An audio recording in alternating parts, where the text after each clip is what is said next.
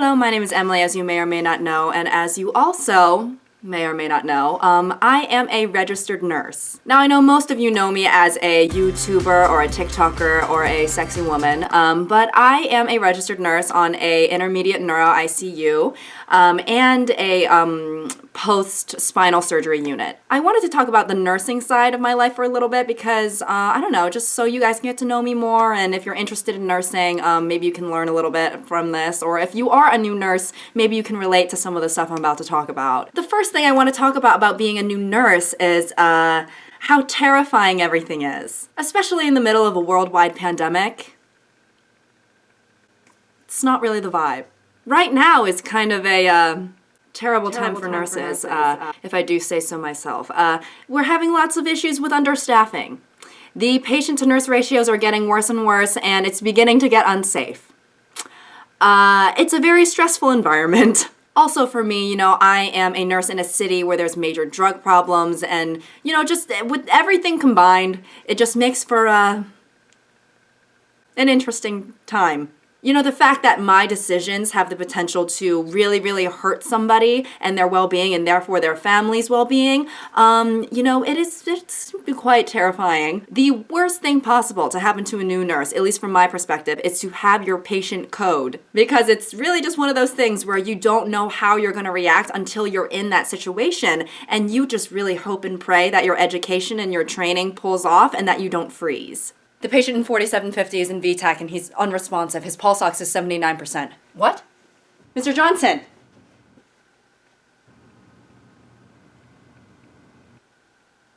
Okay, Mr. Johnson! Wakey, please, god damn it. He's not responding. His oxygen is at 72 now. Oh god, okay, I'll get his nurse. You are his nurse. Shit. Are you gonna do something? Mr. Johnson? Please stop playing. Okay, get up. What? Alright, okay. Mr. Johnson! Let's stop playing. Stop playing around. Okay, get up now, please. What are you doing? I have no idea. Another thing that I have trouble with as a new nurse is rounding. Now, rounds is something that usually takes place during the morning, and it's just a time when everyone on the treatment team for, specific patients, we meet up, and we kind of just debrief and go over the things that are necessary to, check off or go through for the patient to be discharged. It's just a way to make sure that everybody's on the same page and that we know how to go forward with this, patient's plan of care. And as the nurse, because you're the person who's in the most direct position with the patient in terms of taking care of them, you're kind of expected to lead the conversation in a way. Now, as a new nurse, this can be very intimidating, okay? I'll be standing there near the nurse's station, on the verge of pissing, shitting, and throwing up. Because it's kind of like public speaking in front of your coworkers. When it comes to rounds, you want to include the information that is most pertinent towards the patient's discharge. You don't want to include unnecessary or frivolous information because you're just going to sound like you're rambling and you're going to lose the attention of the treatment team. All right, 4750, Emily. Okay. Stop shaking, dumb bitch. Mr. Gerald Creer, here for a motor vehicle accident with cervical fractures and a subsequent subarachnoid hemorrhage. He was driving on 495 and he got rear-ended by a gray Toyota Camry, tan leather interior, pretty good gas mileage, 6 cup holders. What about the patient's condition? Is he still on the ventilator? Yes, he's still on the ventilator, and he's on a cardine drip. His wife has been very involved with the care. They were having marital issues these past few months, but this tragedy has kind of brought them together. They had problems when he found a tape of her sleeping with their son's tennis coach. So, yeah, she's a Gemini, so. Okay, yeah, okay. We don't really need all that extra information, all right? Just tell us what's relevant towards the patient's plan of care. Right, of course, the plan of care. Okay, Keep going. The patient hasn't had a bowel movement in about 4 days. He's gonna have an abdominal x-ray done. Okay.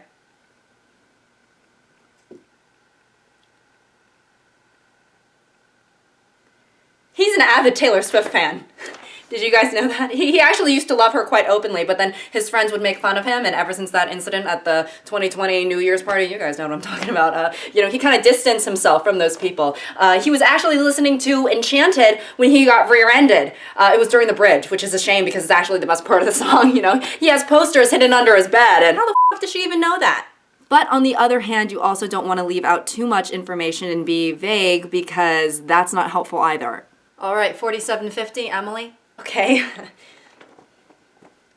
Mr. Gerald Creer. He is in the hospital.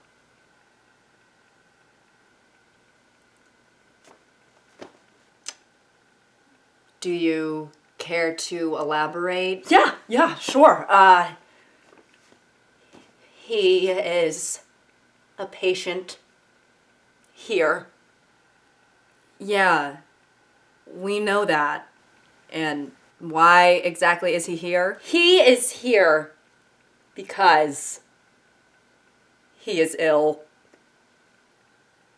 And it really sucks for him. Okay, let's just move on. As a new nurse, you kind of have to carry yourself with just a little bit of fake confidence because no one wants a nurse that seems new and unsure. Now, that's not to say that every time I walk into a patient's room, I'm just pretending to know what's going on, all right? It's not like, the patient's like, oh, I have liver damage. And I'm like, liver? What's a liver? I've never heard of that. But whether you've been a nurse for, a few months or a few years, there's bound to be things that you haven't encountered yet. There's bound to be things that you haven't learned about yet. And you're gonna make mistakes, and hopefully those mistakes are not high risk. But if you make a small mistake or you observe something that might be concerning, you need to go about it in a certain way so your patient doesn't freak out and feel like they're not in good hands. Say I go into my patient's room and I ask them to turn so I can see their posterior surgical incision and I see that it's actively bleeding or it looks infected. I'm not gonna take a look at it and go, oh my God, Jesus Christ! I mean, patients are already anxious because they're in the hospital, so if you act anxious as well as their nurse, it's not really gonna be a good thing. I mean, can you imagine if your nurse walked in and immediately seemed like they had no idea what they were doing? So are you in any pain today?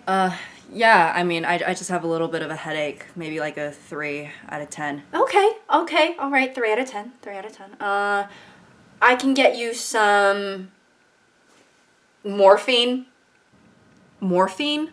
Yeah. I mean, I don't know. Is that right? I don't know. It's like 50,000 milligrams of morphine. Is that okay? 50,000 milligrams of morphine? Yeah, I mean, that will take care of your headache, right? I mean, I guess so. I won't be able to feel my headache if I'm dead. Okay, yeah. Message received. Sounds like you're not really vibing with morphine. How about I get you something else? Heroin? Heroin? Yeah, I mean, heroin is a drug. And this place has lots of drugs. I mean, it's a hospital. Right? Yeah. Yes, it's a hospital. Right. I knew that. Kinda. Whatever. I'm gonna call the doctor, okay? Hi, hello. I'm calling for Mrs. Johnson in room 926. I was wondering if I could get a liter of heroin. Yes, 1 liter of heroin on the rocks, please.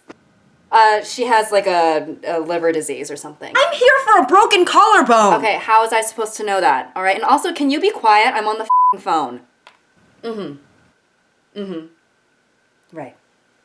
Yes. Right. Okay, yep, thank you. What did they say? She says she's reporting me and getting my license revoked. Yeah, I think that's for the best. I agree. Speaking of the experience of being a nurse, not too long ago I was on a flight back from LA and I was watching Boss Baby 2 when all of a sudden I hear over the intercom, "Is there a doctor or a nurse on the plane?" And I was like, that's me. So me and my friend, who was also a nurse, we kind of looked at each other and she was like, I mean, we get up, right? We have to get up. And I was like, yeah, I mean, we kind of have to get up. So we got up to help with the situation, and I think we did well, but you know, just as new nurses, you're generally just nervous and unexperienced. So even though the situation pretty much went like this. Hi, is there a doctor or a nurse on the plane? Hi, I'm a nurse. I felt that the situation was gonna go like this. Hi, is there a doctor or a nurse on the plane? Are you a nurse? Yes. Are you sure? I am. I am. Okay. Okay. So, can you help out with the situation we have going on back here? Yes. Okay, are there any other nurses here? I personally am surrounded by a lot of people in the healthcare profession. You know, I have my friends from nursing school, my father is a physician, my mother is a nurse. And you know, because I'm surrounded by so many people in the medical field, I often forget that what our job entails is often extremely gross to other people. Like when I'm talking about some of the things that I have to do during my shift to people who are not in the medical field, I'm very nonchalant about it because I'm just so used to it. But I forget that for a lot of people, my job is not the most palatable.